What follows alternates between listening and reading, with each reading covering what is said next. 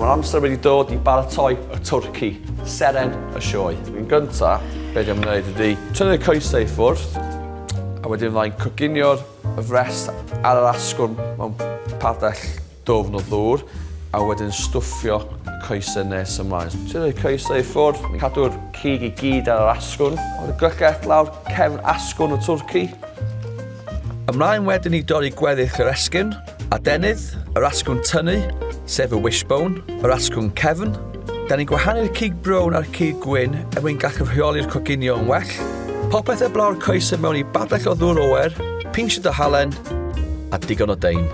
Mae'r twrci wan ar y gres uchel, a be di'n ymwneud wan di dod o fo i'r berw yn gyflym iawn, troi tymerydd i ffwrdd a wedyn gadael i'r twrci oeri yn y dŵr sydd yn bwysig. Unwaith mae'r cig wedi rhannol goginio yn y sosbenni ac yna wedi oeri, tynnwch y clean flow i ffwrdd, olew, halen a phupur du. Mewn i'r popdy 160 am awr a 20 yn barod ac yn brown.